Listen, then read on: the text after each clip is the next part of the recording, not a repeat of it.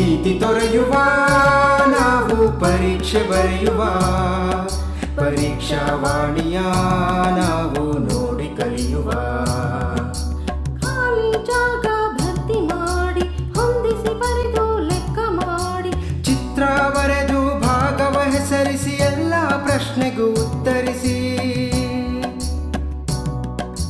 Pass fail ಗೆಲುವು ಸೋಲು ಜೀವನ ಎಲ್ಲಕ್ಕಿಂತ ಮಿಗಿಲು ಅಂಕಗಳೆಂದರೆ ಮೇಲಿನ ತೊಗಟೆ ವಿದ್ಯೆ ಅದರ ಒಳಗಿನ ತಿರುಳು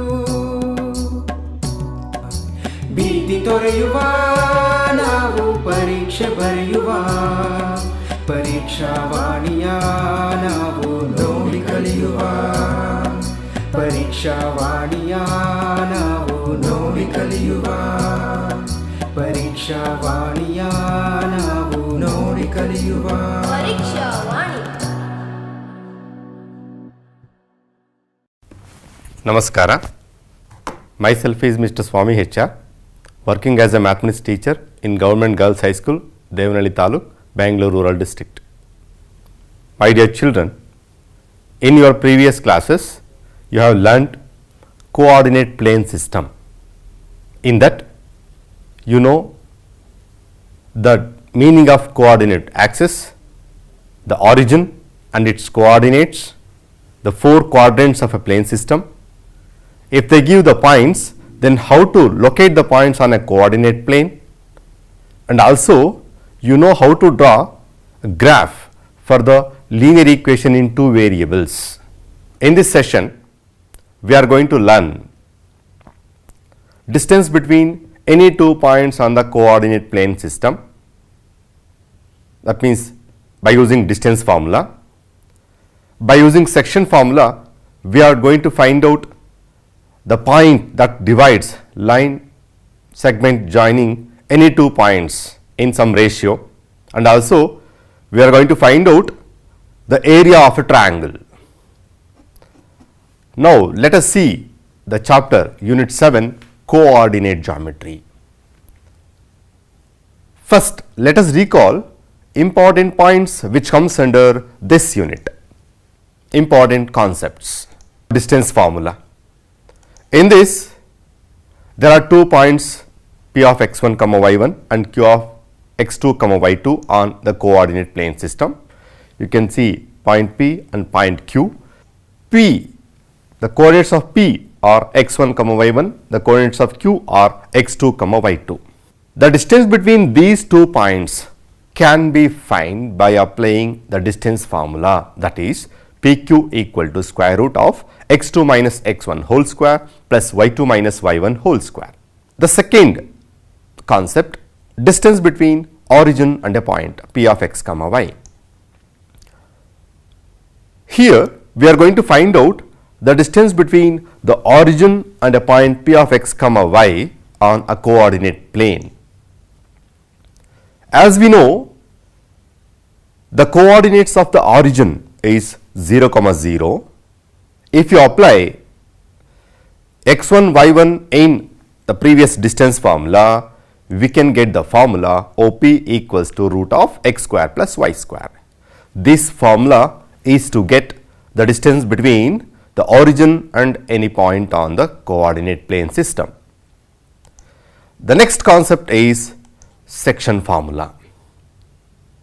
In this, we are going to find out the coordinates of a point which divides the line segment joining the points P of x1 comma y1 and Q of x2 comma y2 internally in the ratio m1 is to m2. On the coordinate plane, there are 2 points, say P of x1 comma y1 and Q of x2 comma y2.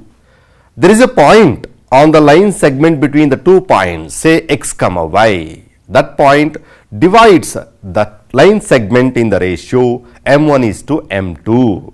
Now our intention is to get the coordinates of that particular point. By using this formula x comma y, m1 x2 plus m2 x1 by m1 plus m2, m1 y2 plus m2 y1 by m1 plus m2, we can get the coordinates of that point. By using this same formula, we can deduce midpoint formula. That means in this we are going to find out the coordinates of the midpoint. Here there are 2 points, say P of x1 comma y1 and P of x2 comma y2. There is a point between the line segment joining the points P and Q. We are going to find out the coordinates of that point, midpoint. This can be found by taking the formula x comma y equal to x1 plus x2 by 2 comma y1 plus y2 by 2. Here the ratio of division is 1:1. By substituting m1 is to m2 as 1:1 in the previous section formula, we can deduce this form x comma y equal to x1 plus x2 by 2 and y1 plus y2 by 2. This is called midpoint formula. Finally, we can find out area of a triangle if 3 points are given on the coordinate plane system. By joining these 3 points, we can get a triangle. Here we have the 3 points, say a of x1 comma y1, b of x2 comma y2 and c of x3 comma y3. We are going to find out area of this triangle by applying the formula. Area of triangle equal to half into x1 y2 minus y3 plus x2 y3 minus y1 plus x3 y1 minus y2. So these are few concepts on the chapter coordinate geometry. Now let us see what kind of examples we are going to solve based on distance formula. There are so many examples on this distance formula. Say it helps us to find out the distance between any 2 points, and also we can find out the distance between origin and a point. If they ask you to prove the 3 points are collinear, then by applying this distance formula, you can prove the 3 points are collinear, the collinearity of 3 points. And also, if they ask you to prove given 3 points are the vertices of an equilateral triangle, by applying this distance formula, you can prove the 3 points are the vertices of an equilateral triangle by proving all the 3 sides are equal. In the same way, if they ask you to prove given 3 points are the vertices of an isosceles triangle, then we have to prove any 2 sides are equal by applying the same distance formula. Suppose if they ask you to prove the diameter is twice the radius, we can apply the same formula. If they give the ends of the diameter and if they ask you to find out the radius of a circle, then again by applying the same formula, we can get the radius. There are few examples based on equidistant condition. Those examples can be solved by applying these distance formula. So these are few examples that can be solved with the help of distance formula. Let me take a few examples among these list. Let us see the first example on the same. Example 1. Find the distance between origin and a point 8 comma minus 6. Usually they will ask this question for 1 mark. Here, as we know, the coordinates of the origin are 0 comma 0. The given point we have to take it as x comma y. X stands for 8 and y stands for minus 6. Now let us apply the formula, distance formula, d equal to root of x square plus y square. In place of x, we have to substitute 8, and in place of y, we have to substitute minus 6. After simplification, we get root of 64 plus 36. If you add both, you will get root 100. Its value is 10 units. 10 units is the distance between origin and a point 8 comma minus 6. Now let us see the second example. In the second example, they will give 2 points. Here there are 2 points are given, 2 comma 3 and 4 comma 1. We have to find out the distance between these 2 points. Here we have to consider 2 comma 3 as our x1 y1 and 4 comma 1 as our x2 y2. We have to apply first distance formula, that is d equal to root of x2 minus x1 whole square plus y2 minus y1 whole square. In place of x1 y1 we must substitute 2 comma 3, and in place of x2 y2 we have to take 4 comma 1. After substitution we get square root of 4 minus 2 whole square plus 1 minus 3 whole square. If you subtract the terms, we get root of root 2 whole square plus minus 2 whole square. Finally, we get root of 4 plus 4, its value is root 8. You can simplify further. As we know, 8 can be expressed as 4 into 2. After simplification, finally we get 2 root 2 units. Usually, we have to express the length in terms of some units. That's why I have to write. So, here distance can be expressed in terms of units. That is why we can take d value as 2 root 2 units. This is about the second example. In the next, let us see the third example. Here, in the third question, there is a condition, say equidistant. The words equidistant means equal distance. 2 points are equal distance from a point. The question is like this: find the point on y-axis which is equidistant from a of 6 comma 5 and b of minus 4 comma 3. As we know, any point on the y-axis always in the form of 0 comma y. If you look at the diagram, the point on y-axis we have taken as p of 0 comma y. There are 2 points a and b. Coordinates of a 6 comma 5 and the coordinates of b are minus 4 comma 3. The word equidistant stands for PA is equal to PB.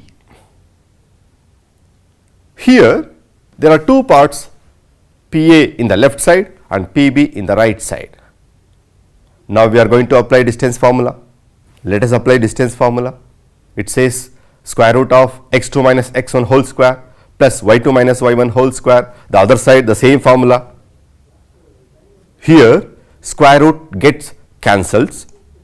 Finally, we get the formula like x2 minus x1 whole square plus y2 minus y1 whole square. The other side, right side, x2 minus x1 whole square plus y2 minus y1 whole square.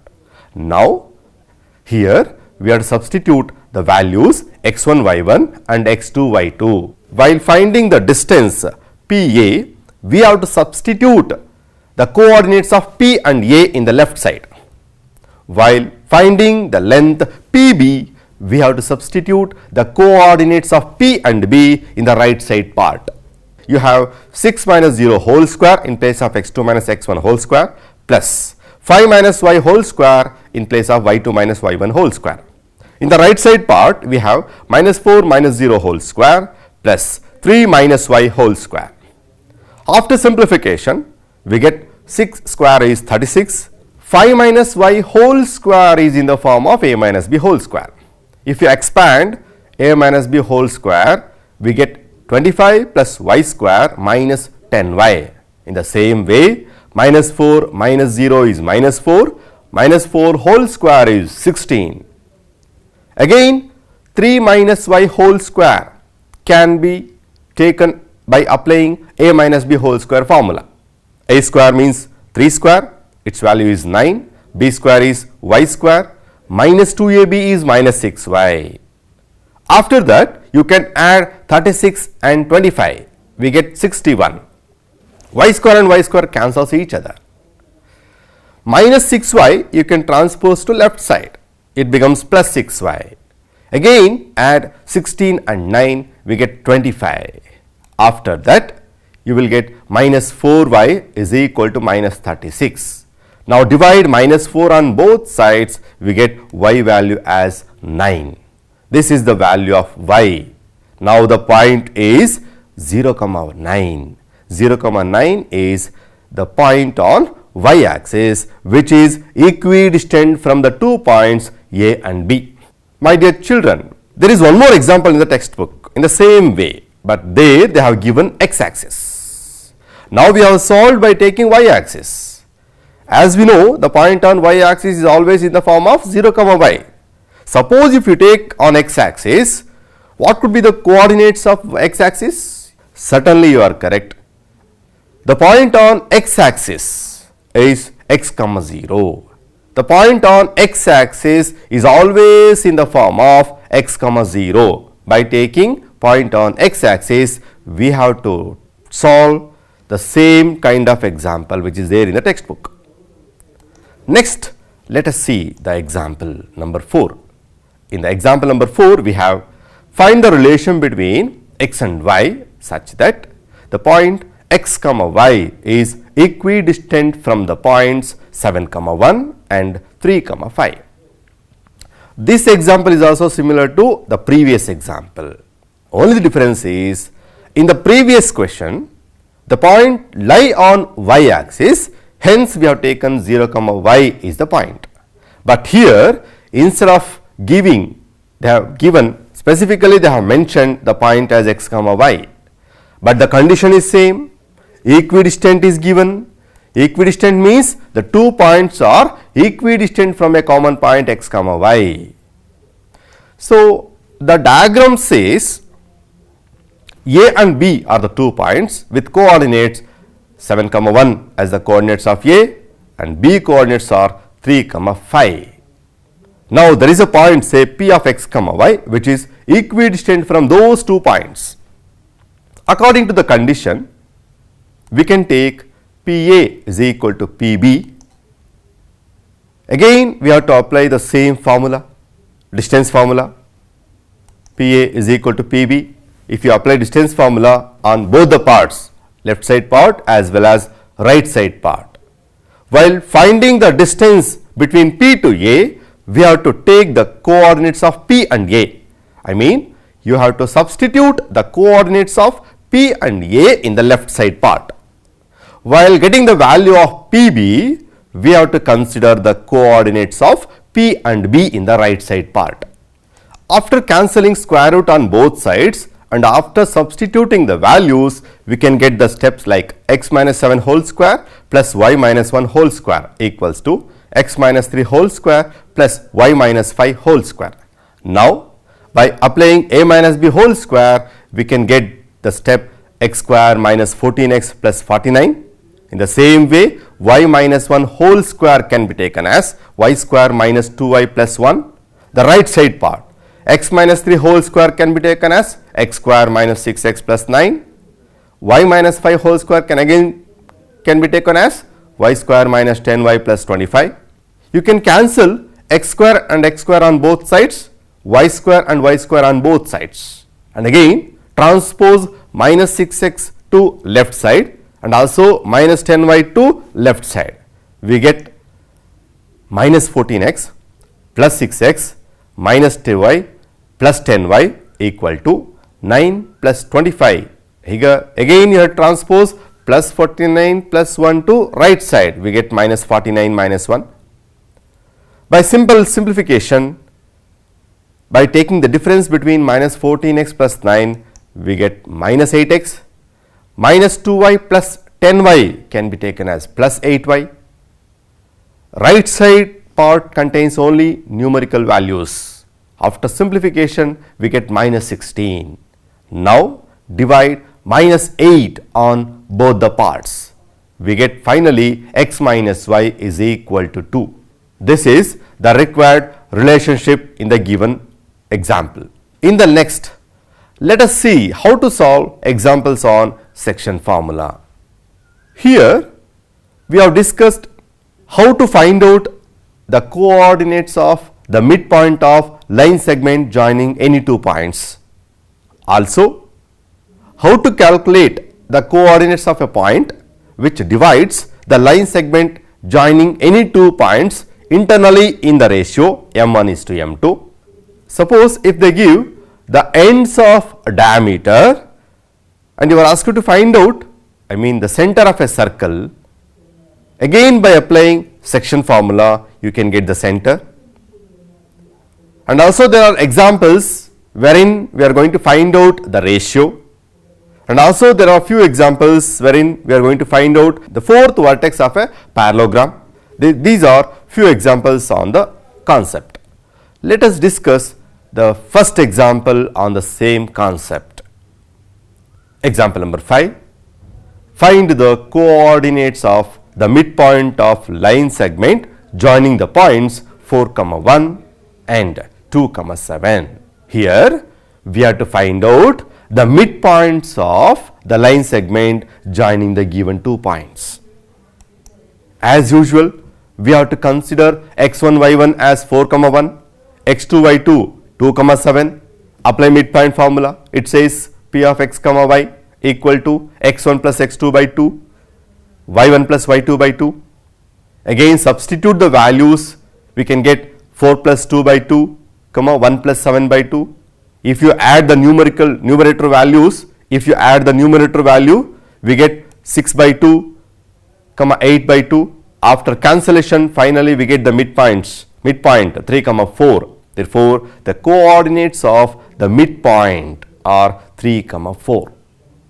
Usually, they will ask this question either for 1 mark or for 2 mark. It's an important question. This kind of examples are important for the examination point of view.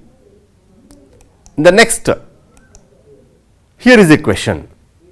Say, find the coordinates of the point which divides the line segment joining the points 4, -3 and 8, 5 in the ratio 3:1 internally. Here it is given 2 points. We are going to find out the coordinates of a point which divides the line segment in the ratio 3:1.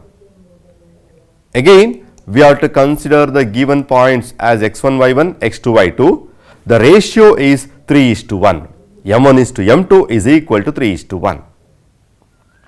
Apply section formula. Here x value equal to m1 x2 plus m2 x1 by m1 plus m2. In place of m1 and m2, we have to take 3 and 1. In place of x1 and x2, we have to take 4 and 8. After substitution, we get 3 into 8 plus 1 into 4 by 3 plus 1. 8 3s are 24, 4 1s are 4. After addition, 24 plus 4, it becomes 28. If you divide 28 by 4, finally we get x value as 7. This is x coordinate. In the same way, we can get y coordinate by applying y formula. Y formula says y equal to m1 y2 plus m2 y1 by m1 plus m2. As usual, in place of m1 and m2, we have to take 3 and 1. Substitute y2 and y1 value in the places. Finally, we get 3 into 5 plus 1 into minus 3 divided by 3 plus 1. After simplification, we get 15 minus 3 by 4. Take a difference, we get 12 by 4. After cancellation, we get the y value as 3. So, with the help of section formula, we can calculate x and y coordinates. Therefore, the required point is 7, 3. In this way, you can find out the coordinates of a point. Now, in the next, here is a question. In what ratio does the point 2, 5 divides the line segment joining the points a of -6, 2 and b of 3, -5? Here, we are going to find out the ratio. Here, let us take x1, y1 as -6, 2, x2, y2 as 3, -5. x, 5 is given as 2, 5. We are going to find out m1 is to m2. By taking x value, let us solve the ratio. Let us find out the ratio. Substitute x1 and x2 in the formula by keeping m1 and m2 as it is. In the next step, we get 2 equal to, because the value of x is 2, 2 equal to m1 into 3 plus m2 into -6 divided by m1 plus m2. Now, in the next step, cross multiply 2 with m1 plus m2. If you multiply 2 with m1 plus m2, we get 2m1 plus 2m2 is equal to the right side. After simplification, we get 3m1 minus 6m2. Transpose like terms one sides. I mean 2m1 minus 3m1 in the left side part, minus 2m2 minus 6m2 in the right side part. After simplification, we get minus m1 is equal to minus 8m2. By taking m1 by m2, we get 8 by 1. m1 by m2 means it is the ratio that can be expressed in m1 is to m2. Therefore, finally, we get the ratio m1 is to m2 is equal to 8 is to 1. The same question can be solved in different method. Here is an alternate method. As usual, you have to take x comma y as 2 comma 5, x1 y1 as minus 6 comma 2, x2 y2 as 3 comma minus 5, and we are going to find out m1 is to m2 value, the ratio. Here is a formula. m1 by m2 is equal to x1 minus x divided by x minus x2. Directly by substituting x1, x2, you can get the ratio. Substitute these values, we get m1 by m2 equal to minus 6 minus 2 divided by 2 minus 3. After simplification, we get minus 8 by minus 1. After cancellation, we get 8 by 1. Directly you can get the ratio m1 is to m2 as 8 is to 1. My dear children, you can follow any one of the method. Whichever you feel easy, you can follow that method. In the next, here is a question number 8. Find the coordinates of the points of trisection. That means points dividing in 3 equal parts of the line segment joining the points A of 2 comma minus 2 and B of minus 7 comma 4. Let us take P and Q be the points of trisection of AB. Just you look at the diagram. A and B are the 2 points. If you join both A and B, by taking P and Q, the line segment can be divided into 3 equal parts. So, P and Q trisects the line segment. Point P divides the line segment in the ratio 1 is to 2. First, we have to find out the coordinates of P by taking the ratio 1 is to 2. You have to take x1 y1 as 2 comma minus 2 and x2 y2 as minus 7 comma 4. Now, let us find out the coordinates of P. Here, we have to apply the section formula. P of x comma y equal to m1 x2 plus m2 x1 divided by m1 plus m2, m1 y2 plus m2 y1 divided by m1 plus m2. Substitute the values. As we know, m1 is to m2 is 1 is to 2. Substitute the values x1 y1, x2 y2. We get 1 into minus 7 plus 2 into 2 divided by 1 plus 2. The other side, 1 into 4 plus 2 into minus 2 divided by 1 plus 2. After simplification, we get minus 7 plus 4 by 3. Again minus 4 by 3. What is minus 7 plus 4? It is minus 3. Minus 3 by 3 gives, it is minus 1. 4 by 4 is 0. 0 by 3 is 0.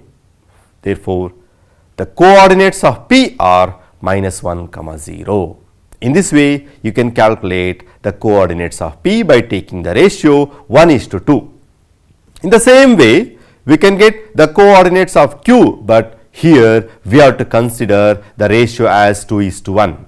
By taking the ratio 2 is to 1, let me calculate the coordinates of Q.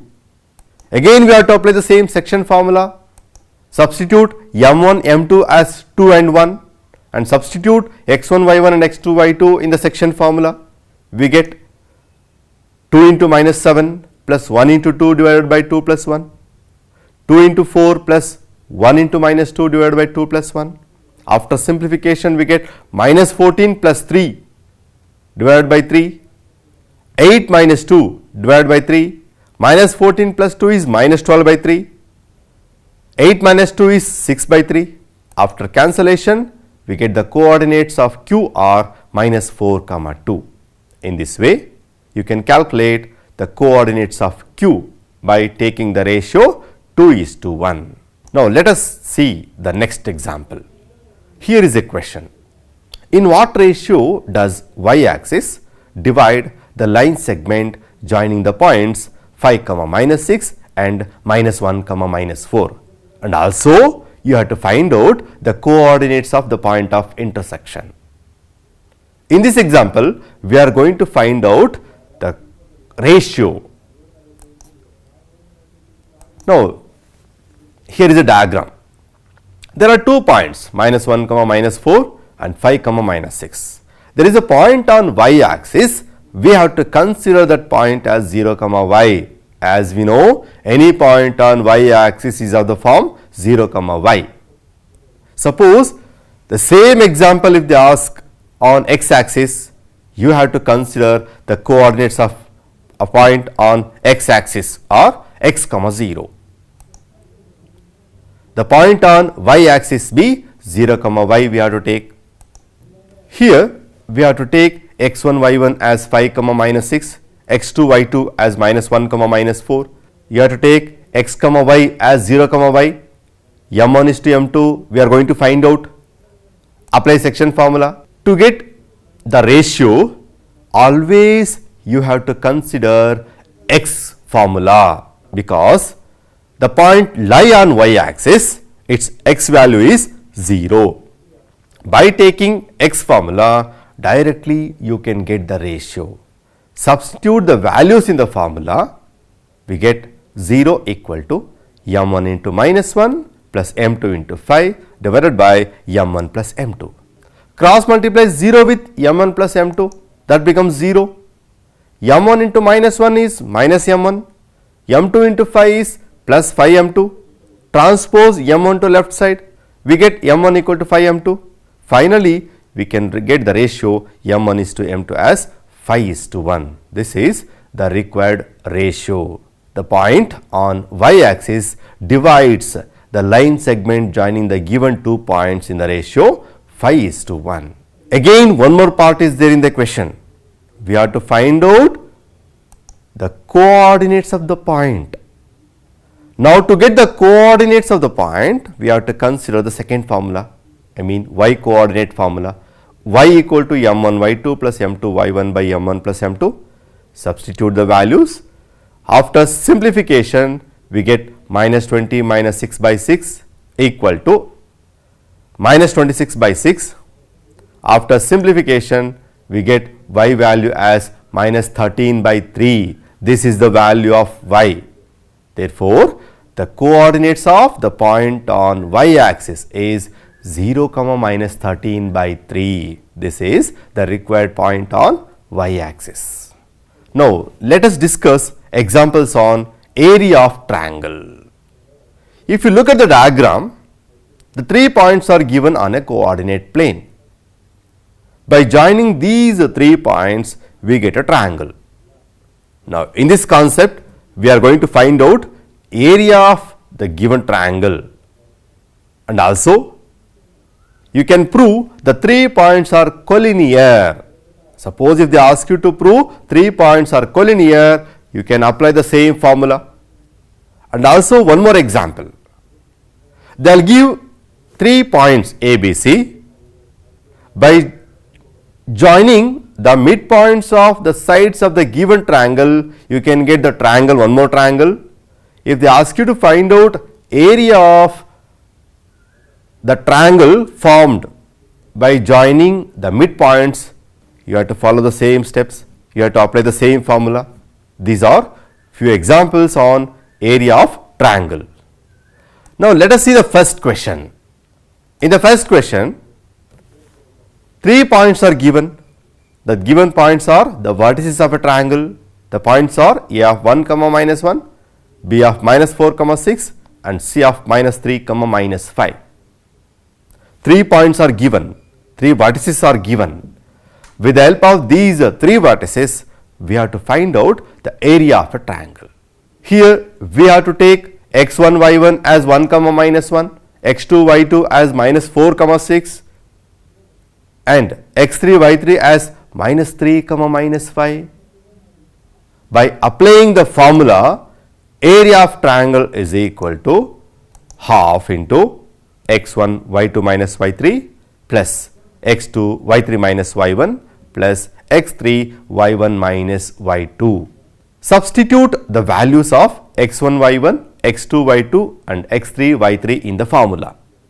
We get half into, in place of x1 take 1, y2 take 6, y3 it is minus 5, minus into minus becomes plus, x2 becomes again minus 4, y3 minus y1 becomes minus 5 plus 1, x3 value is 3, it is given, y1 minus y2 you can take as minus 1 minus 6.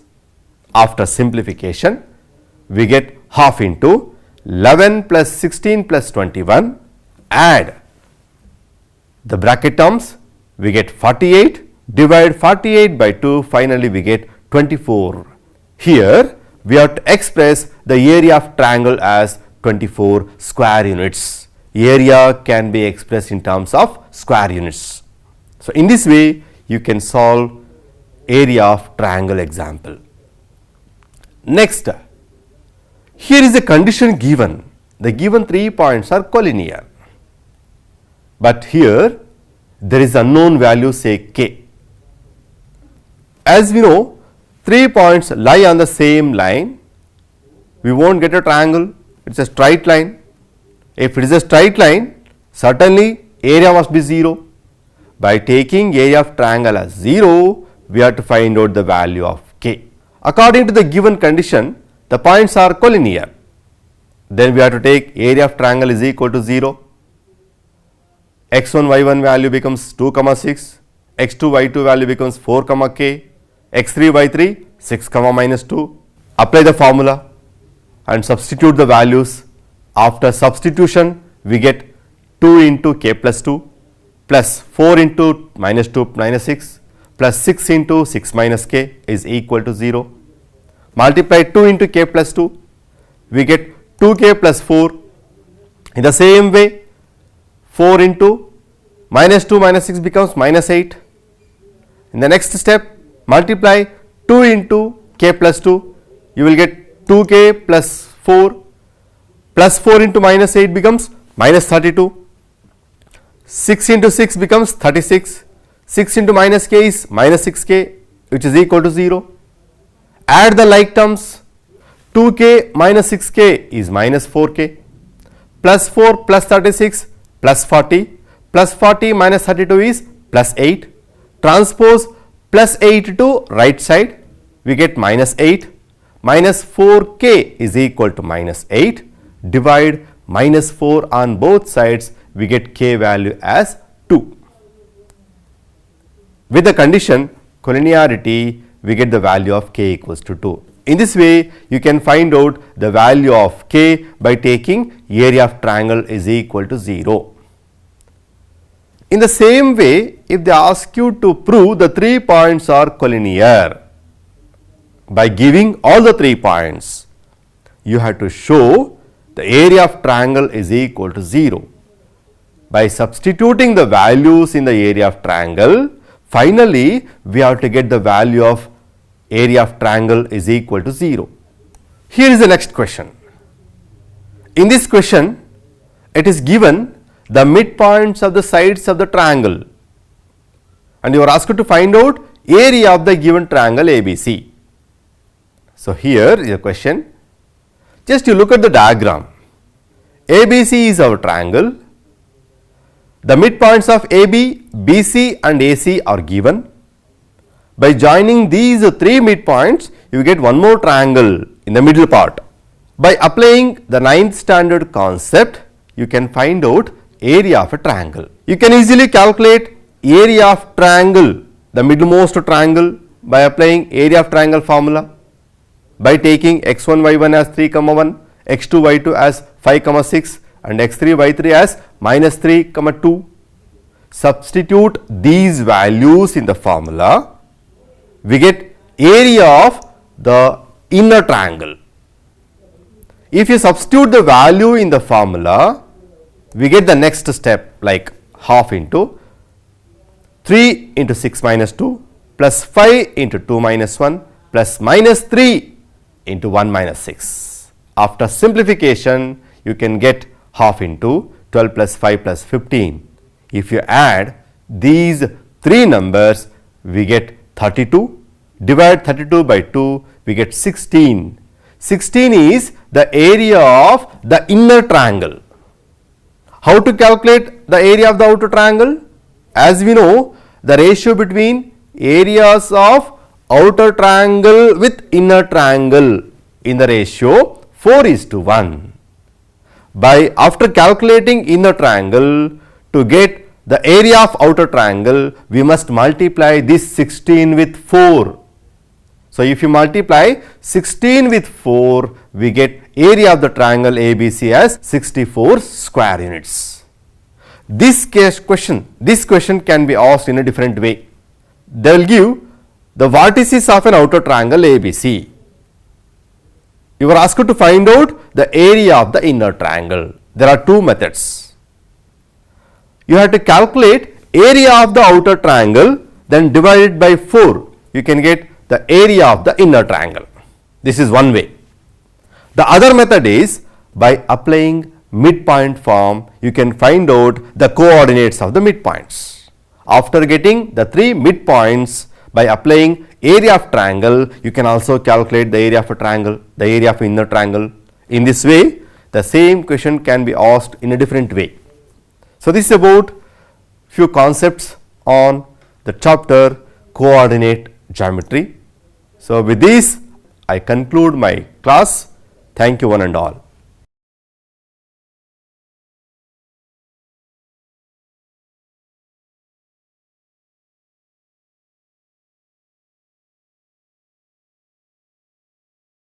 Hello children, hope all of you are revising well.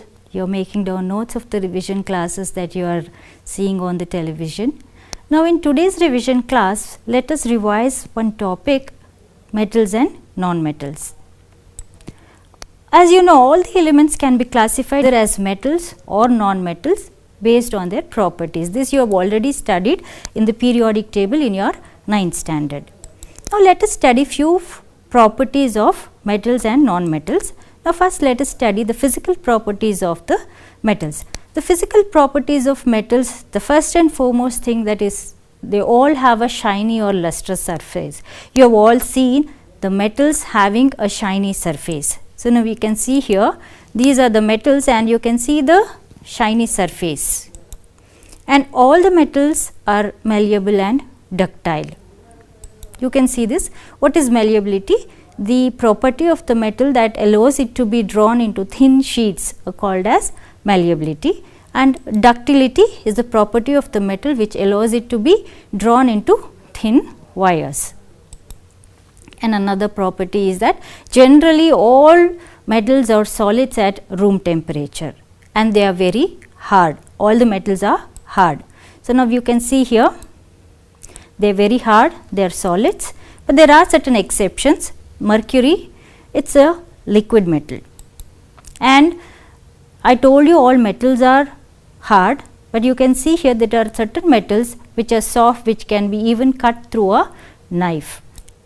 Now, moving on, some metals are conductors of heat and electricity. Now, you can see a setup over here where you can test a piece of any substance and test whether it conducts electricity.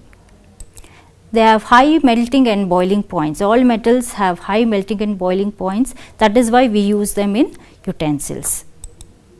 And they are sonorous. Now, what is sonorous? Now, you can see here there is a bell which makes sound. So, when a metal is hit upon by something else, it causes sound. So, that is called as the sonorous nature of metal. Now, based on these physical properties, metals have got their own uses. Now, let us study few uses of the metals based on their physical properties. So, aluminium is used in making utensils. So, now what is the reason? The reason is metals are very good conductors of heat and very high melting point. Gold is used in making ornaments.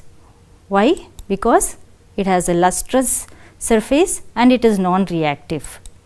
And copper is used to make electric cables or wire, because it has got high electrical conductance and it is ductile, it can be drawn into wires. Electrical wires are coated with PVC or rubber like material. Why? Because metals are very good conductors of electricity.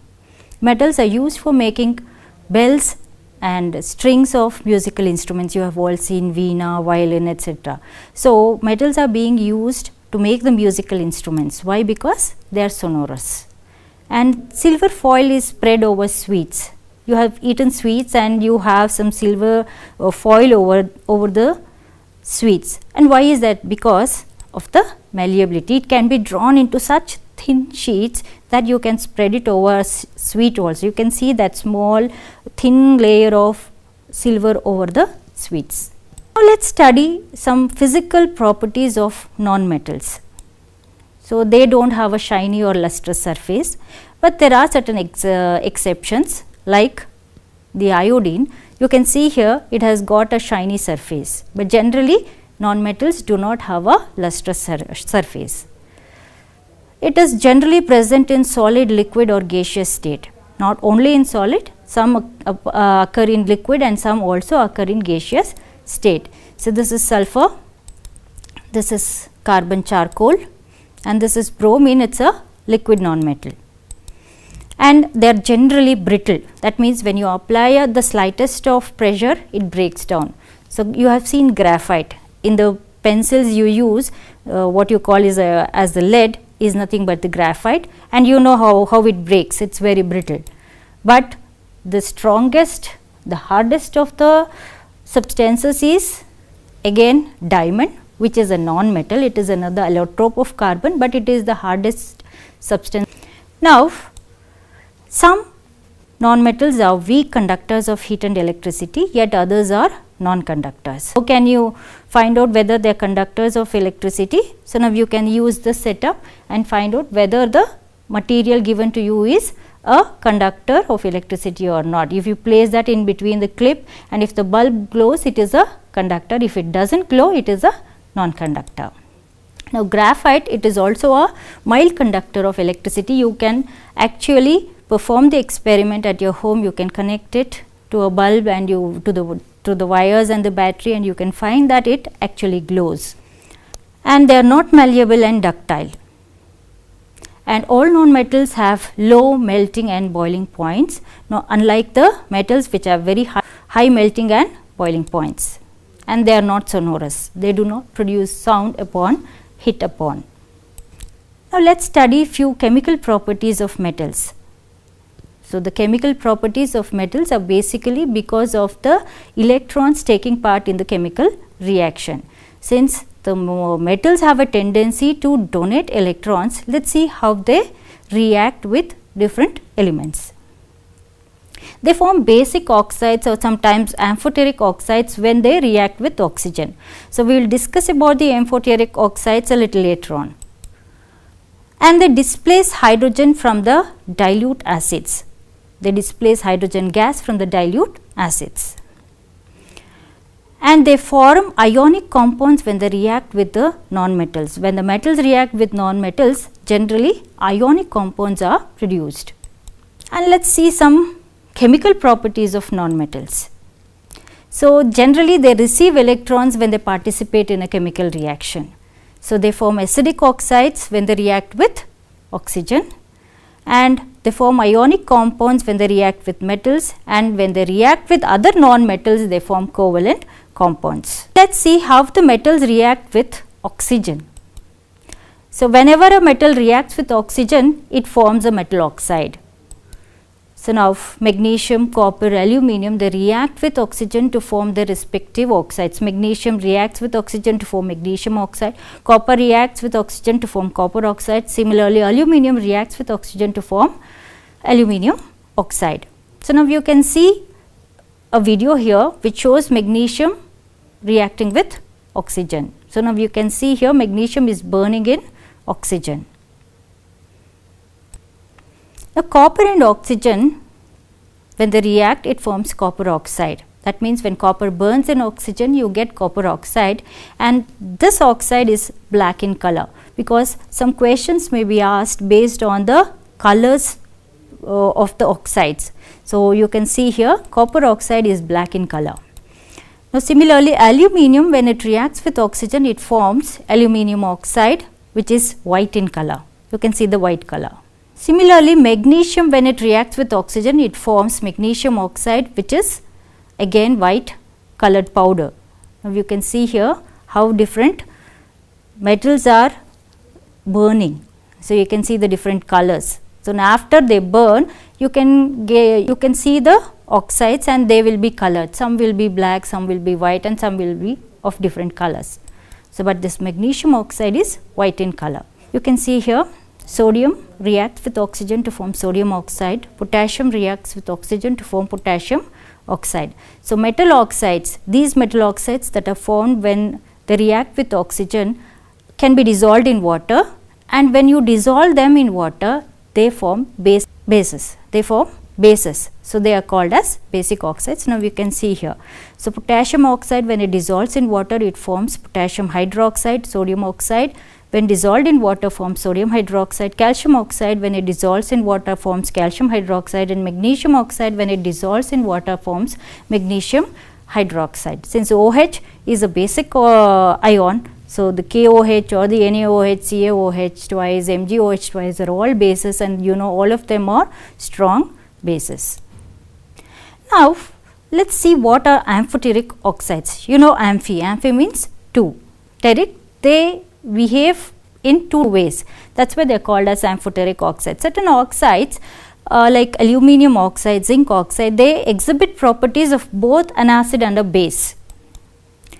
Such metal oxides, they react both with acids and bases to form salt and water. That is the reaction, neutralization reaction.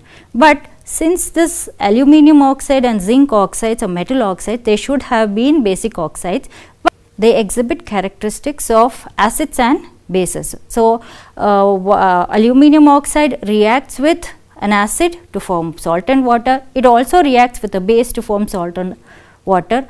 Thereby, it has dual nature, and that therefore, it is called as an amphoteric oxide. Now, you can see certain examples. Aluminium oxide, when it reacts with hydrochloric acid, it forms aluminium chloride and water. So, aluminium chloride is a salt of aluminium and water. So, aluminium oxide, again when it dissolves in sodium hydroxide, which is a base, it forms sodium aluminate and water. Sodium aluminate is another salt of aluminium. Similarly, zinc oxide reacts with HCl to form zinc chloride and water, and it also reacts with sodium hydroxide to form sodium zincate and water. Now, let us see certain metals reacting with water, how they react with water. So, now if you can see here, this is sodium reacting with water. Any metal, when it reacts with water, it produces hydrogen gas and its respective metal oxide is produced. But not all the metals will react with water. So, some metals like sodium, potassium, lithium and calcium, they react with water at normal temperature. So, now you can see here. So, now you could see the impact with which sodium reacted with the water. When a small pinch of sodium is dropped into the water, it bursted out. That is how vigorously sodium reacts with water, and even lithium and other reactive metals, they cannot be therefore stored with water. You saw that they also react very vigorously with oxygen, they react with air, they also react with water. So, how to store them? So, the best way to store them is in a kerosene with which they do not react. So, generally very reactive metals like sodium, potassium, lithium, they are stored under kerosene. Now, if you can see here, sodium is reacting with water and sodium hydroxide and hydrogen gas is formed. Similarly, potassium is reacting with water to form potassium hydroxide and hydrogen gas is being evolved. These two are extremely exothermic reactions, that means too much of heat will be liberated during this reaction. Similarly, calcium, when it dissolves or when it reacts with water, it forms calcium hydroxide and hydrogen will be liberated.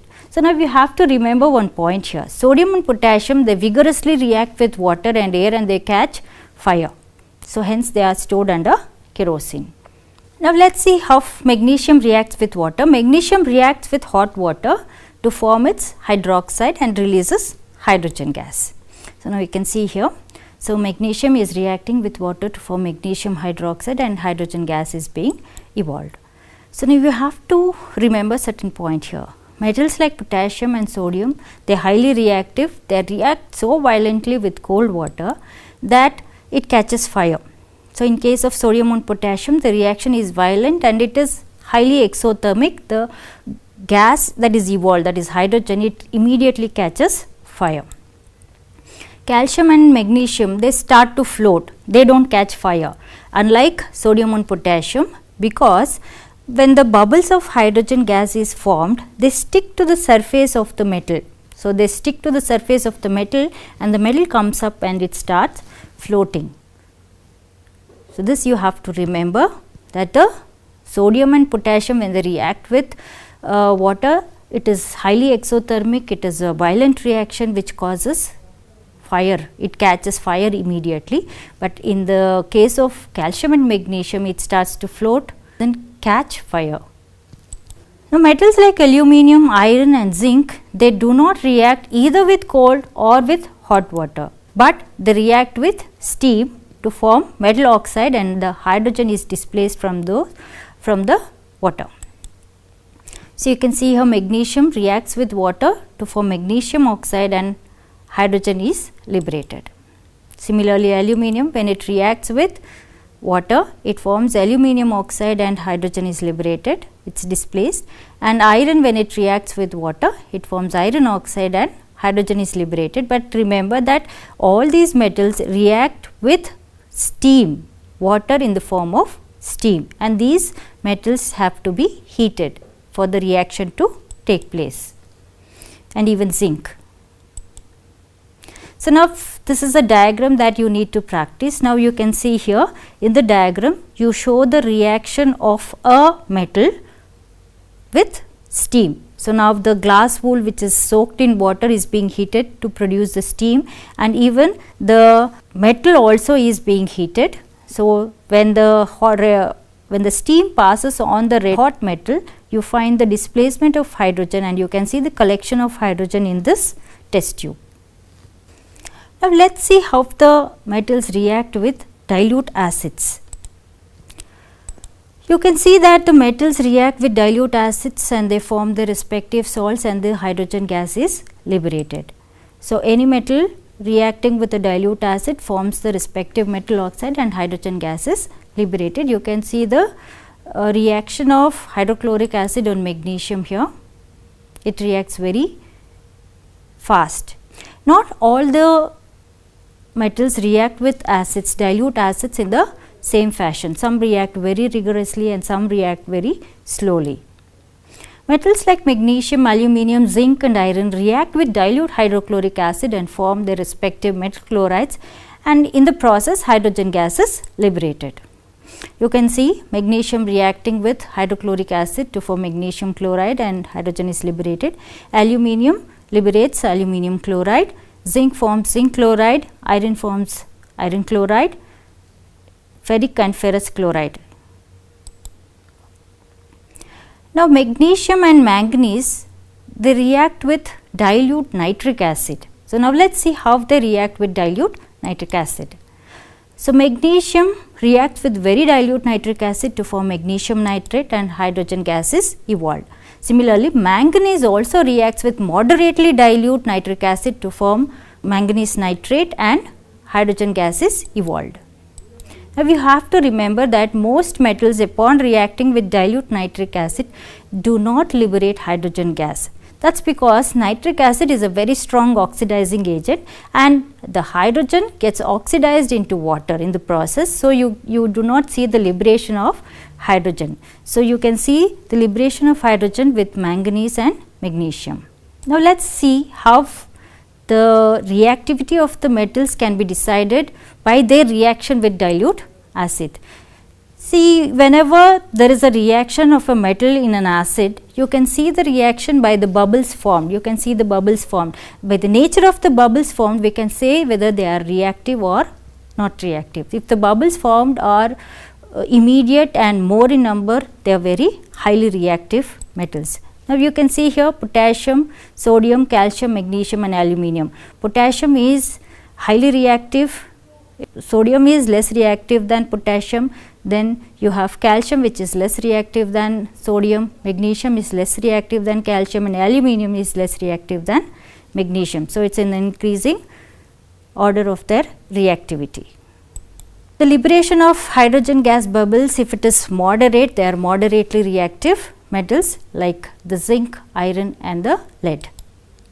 If the bubbles are liberated very slowly, or if no bubbles are liberated at all, they are the least reactive metals: copper, mercury, silver and gold. So, these are less reactive metals. Let us see how the metals react with the metallic solutions. So, reactive metals can displace less reactive metals from their compounds or solutions or in the molten form. For example, if iron is placed in copper sulphate solution, iron replaces copper or displaces copper from the copper sulphate solution because iron is more reactive than the copper. So, it can take away the copper from the copper sulphate solution. So, copper sulphate, iron, you get ferrous sulphate and copper is displaced. Now, you can see here. So, you have added an iron nail into copper sulphate solution which was blue in color. Now, after some time you can see that it has turned to green. That is because the iron has displaced the copper from the copper sulphate solution and it has changed its color. So, you can see a deposit of copper on the iron nail. So, that is how it has displaced because iron is more reactive than copper. Now, to understand the reactivity of the metals, you have to understand the reactivity series of the metals. So, metals which are less reactive can be displaced by the reactive metals. So, if you understand this reactivity series, which is very important because in exam certain questions will be posed giving a solution of one metal and a metal. So, if that metal is put, so which metal displaces? So, you have to understand the reactivity series in the beginning. So, if you understand the most reactive starts from the potassium, sodium, calcium, magnesium, aluminium, zinc, iron, lead, copper, mercury, silver and gold. So, the gold is less reactive. So, potassium is the most reactive metal. So, thereby you have to understand which metal can replace which metal. So, now we have to learn about one simple aspect called as aqua regia. So, in Latin it is called as royal water. It is a freshly prepared mixture of concentrated hydrochloric acid and concentrated nitric acid in the ratio of 3:1. It is such a concentrated acid mixture that it can dissolve gold. I told you gold is the least reactive metal. This mixture can actually dissolve gold, even though neither of the acids can do it alone. You cannot dissolve gold in hydrochloric acid nor in nitric acid. So, aqua regia is a highly corrosive fuming liquid. It is one of the few reagents that can dissolve gold and platinum. Now, let us see how the metals react with non-metals. Metal atoms react with non-metals to form ionic compounds. Metal atoms transfer their valence electron to the valence shell of non-metals, leading to the formation of ionic compounds. The transfer of the electron takes place for obtaining the octet configuration or the noble gas configuration. As all of you know, whenever a chemical reaction takes place, it takes place for the obtaining of the octet or the noble gas configuration. So, now what are ionic compounds and how are they formed? So, now let us study a few ionic compounds and their formation. The compounds formed by the transfer of electrons from a metal to a non-metal is known as ionic compound. They are also called as electrovalent compounds. So, examples are sodium chloride, copper sulphate, magnesium chloride and many more. Metals are electron donors. Metal ions are positive ions or cations. They donate electrons. Whereas, the non-metals are electron acceptors. They accept the electrons donated by the metals. So, ions of the non-metals, they are negative ions or anions. Now, let us see how an ionic compound sodium chloride is formed. So now all of you know the atomic number of sodium is 11, the electronic configuration is 2, 8 and 1. K, L and M shell is being represented, the 2, 8 and 1. So that means it has got 1 electron in excess in the M shell. So what it does, it donates the 1 electron from its M shell and it becomes sodium ion, a positively charged sodium ion. So now you can see here. So what happens to this? This 1 electron will be transferred to the chlorine. Now chlorine, the atomic number is 17, the electronic configuration is 2, 8 and 7, and to the nearest noble gas it is short of 1 electron. To obtain the stable configuration in its outermost M shell, it receives 1 electron from the sodium and it becomes Cl minus, the chloride ion. So now you can see here sodium is donating 1 electron and it is becoming sodium cation, and chlorine is accepting the same electron donated by the sodium to become chloride Cl minus anion. So now you can see there is a formation of a bond between the sodium and chlorine by the donation and receiving of the electron. So this is called a ionic bond. The bond formed between the sodium and chlorine with the donation and the acceptance of the electron is called as the ionic bond. So this compound formed by the ionic bond is called as the ionic compound. Now let us see another ionic compound, magnesium chloride. So now here the atomic number of magnesium is 12. The electronic configuration is 2, 8 and 2. So in the M shell it has got 2 electrons. So now what happens? This donates 2 electrons in the M shell and becomes Mg2 plus. So it becomes a cation. So now the atomic number of chlorine is 17 and 287 is its electronic configuration. In the M shell it has got 1 short for the noble gas configuration. Now what happens? It requires only 1 electron, but magnesium is donating 2 electrons. So what happens? 2 chlorine atoms receive 1 electron each from the magnesium to form a stable electronic configuration. So this is how it happens.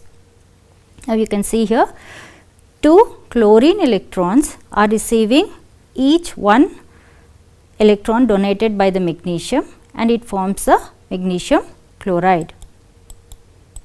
You can see here magnesium donates 2 electrons and 1 chlorine atom receives 1 electron and another chlorine atom receives another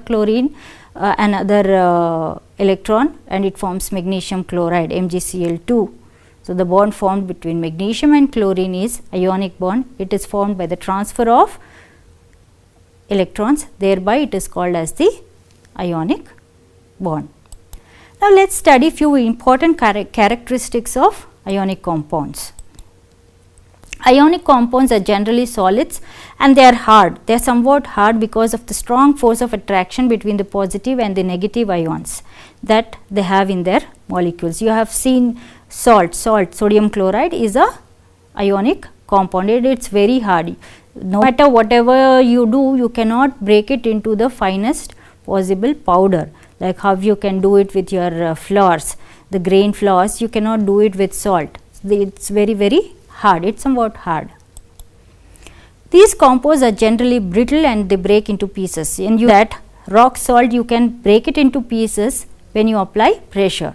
When you apply a roller on it, you can break it into pieces. They are brittle. Ionic compounds have high melting and boiling points because they have interionic relationship. The strong bond, the attraction is so high that the amount of energy that you need to give is very high, and therefore they have a very high melting and boiling point. You cannot break the ionic bond so easily. They are generally soluble in water and they are insoluble in solvents such as kerosene, petrol, etc. Ionic compounds conduct electricity in the molten state because in the solid state the movement of ions is not possible. So they conduct electricity in the molten state. Now you can see a diagram here which shows the conduction of electricity in the ionic compounds, and this diagram is also important and you need to practice this diagram for the exam. Now, let us see what is metallurgy. All of you have seen what are metals, the properties of metals and how they react with other non-metals. Let us see what is metallurgy. So, the elements or compounds which occur naturally in the earth's crust, they are known as minerals. All of you know, you can see here there are different minerals. These minerals contain a very high percentage of a particular metal, not all, but certain minerals contain a very high percentage of a particular metal which can be profitably extracted from it. Now, what is the meaning of metallurgy? The separation of pure form of metals from the mineral or compound forms of the metal available in the earth's crust is called as metallurgy. Now, let us see what are ores. Minerals which contain a very high percentage of a particular metal and which from which the metal can be profitably extracted are called as ores. These ores are of different types. They can be classified as the sulfide ores if they are compounds of sulfur, and oxide ores if they have mixed with oxygen, and carbonate ores if they are formed in the carbonate form. So, now there are few other aspects of metallurgy that we have to understand. One such aspect is enrichment of the ores. What is enrichment of the ore? Now, all of you know that the ores are got from the earth's crust. So, when you get it from the earth's crust, there is all possibilities that it has impurities. So, the processes that you apply to remove the impurities, so and to increase the amount of metal in the ore is called as enrichment of the ore. The impurities may be in different ways. So, the processes used for removing the gangue from the ore based on the differences between the physical and chemical properties of the gangue and the ore is called as enrichment of the ore. Now, let us see what is roasting.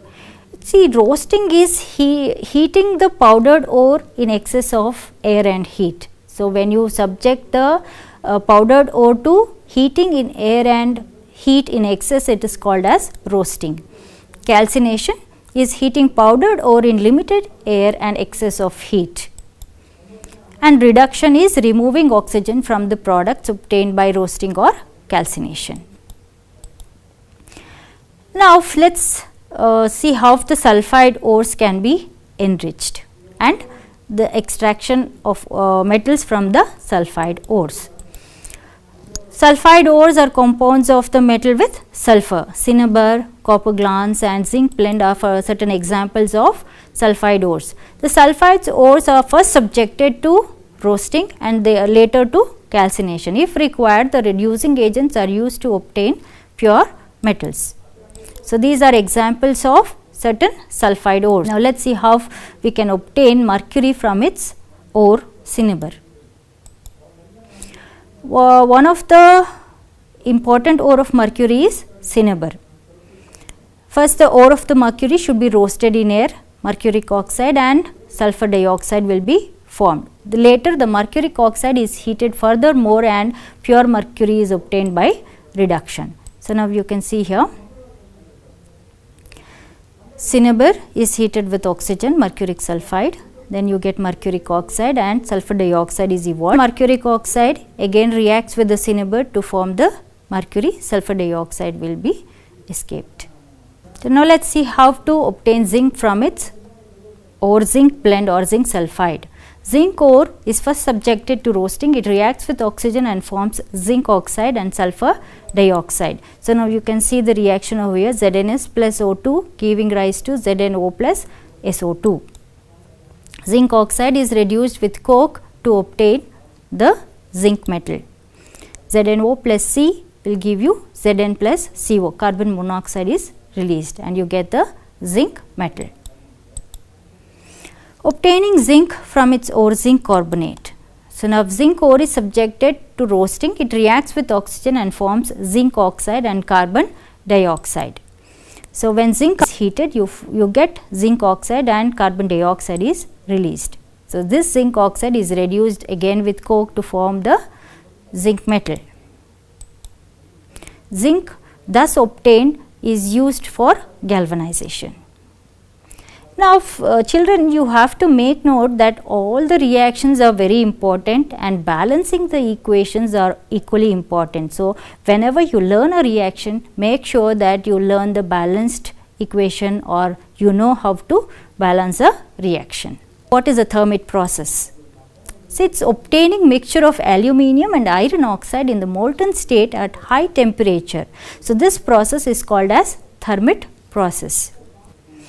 Now, let us see when iron oxide and aluminium are heated together, you get iron and aluminium oxide and lot of heat is generated.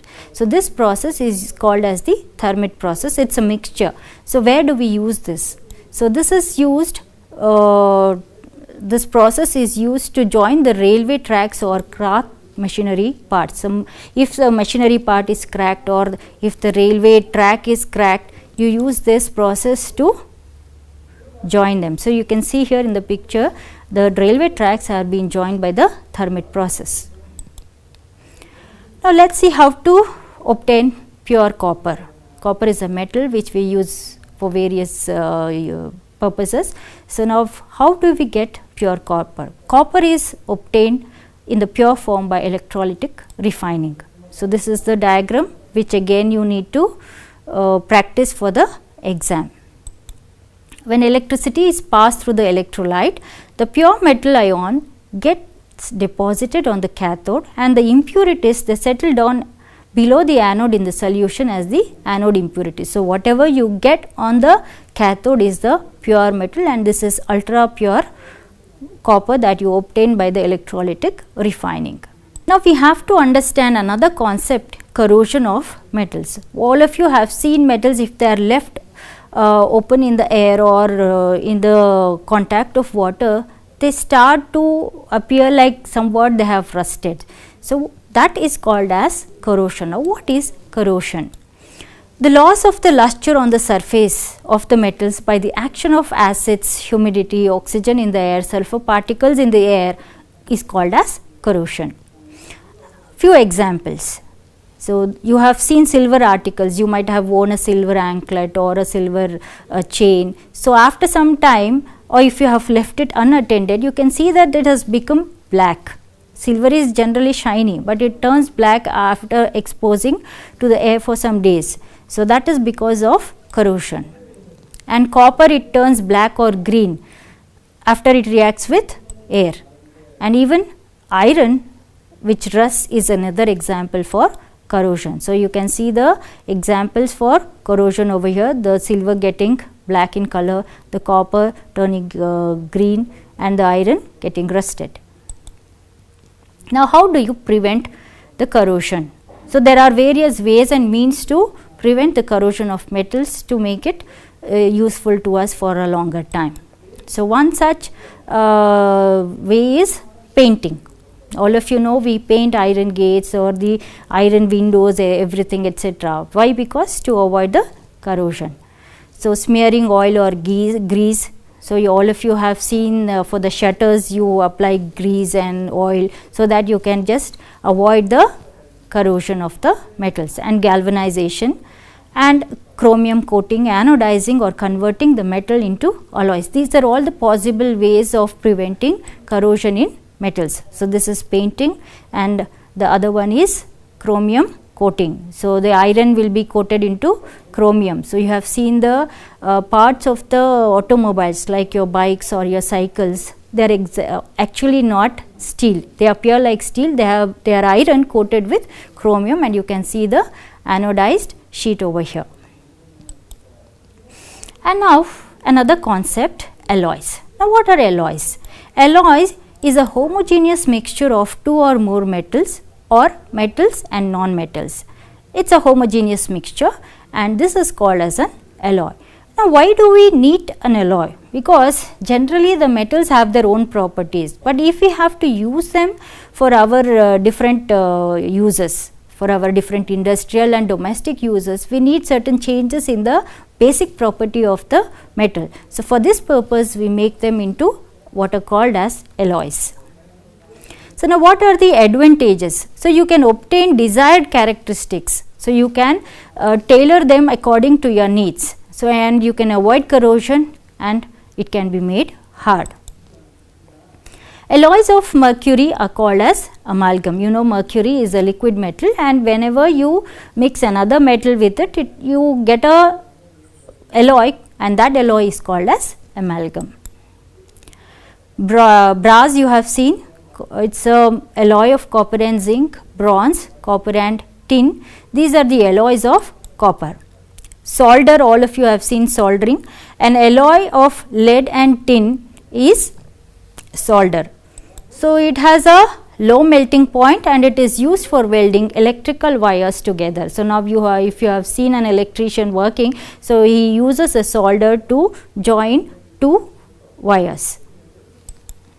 So, these are different. So, this is soldering, and this is bronze, and this is brass. Hope all of you could get certain points revised in this chapter, and keep revising, keep practicing more and more questions, and I hope all of you will do well for your exams. All the best, do well. Thank you.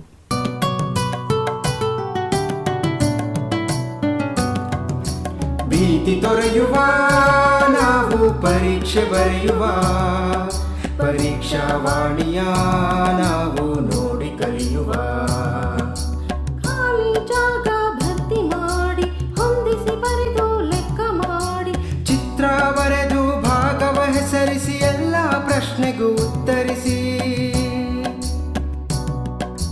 Pass fail ಗೆಲುವು ಸೋಲು ಜೀವನ ಎಲ್ಲಕ್ಕಿಂತ ಮಿಗಿಲು ಅಂಕಗಳೆಂದರೆ ಮೇಲಿನ ತೊಗಟೆ ವಿದ್ಯೆ ಅದರ ಒಳಗಿನ ತಿರುಳು ಭೀತಿ ತೊರೆಯುವ ನಾವು ಪರೀಕ್ಷೆ ಬರೆಯುವ ಪರೀಕ್ಷಾವಾಣಿಯ ನಾವು ನೋಡಿ ಕಲಿಯುವ ಪರೀಕ್ಷಾವಾಣಿಯ ನಾವು ನೋಡಿ ಕಲಿಯುವ ಪರೀಕ್ಷಾವಾಣಿಯ ನಾವು ನೋಡಿ ಕಲಿಯುವ ಪರೀಕ್ಷಾವಾಣಿ.